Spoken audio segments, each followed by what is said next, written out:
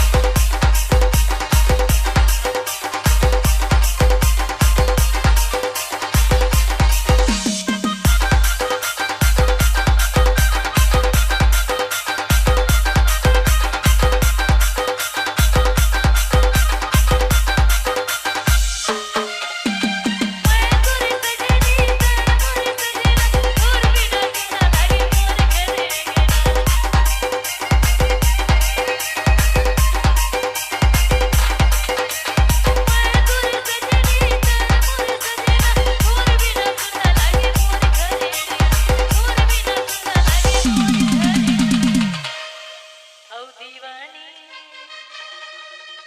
बनाई डारे रे दीवाना का जादू डारे, दीवानी बनाई डारे रे दीवाना का जादू डारे।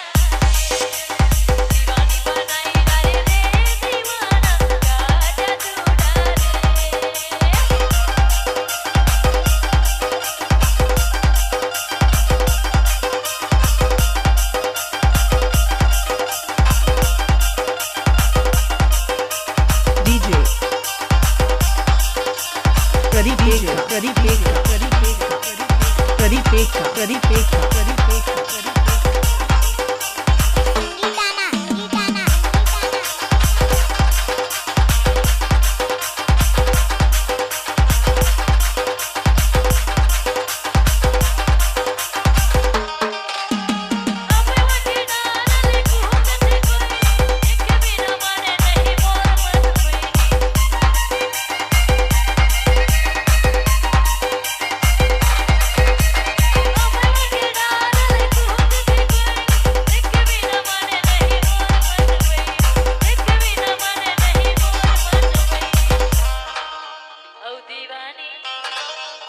ताली तो बजनी चाहिए यार।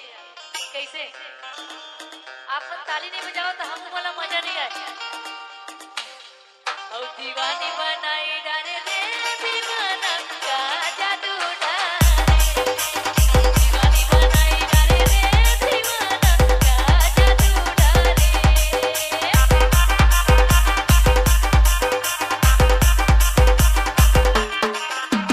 डीजे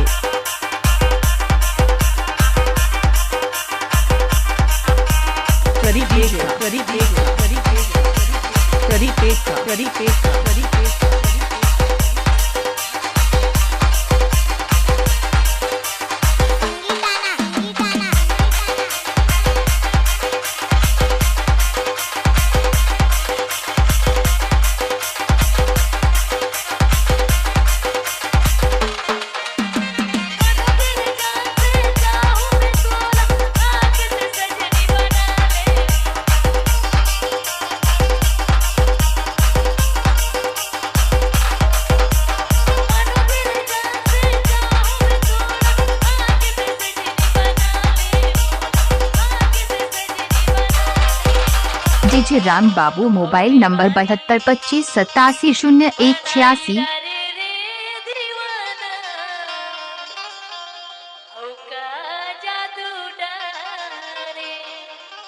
गुरमुटी से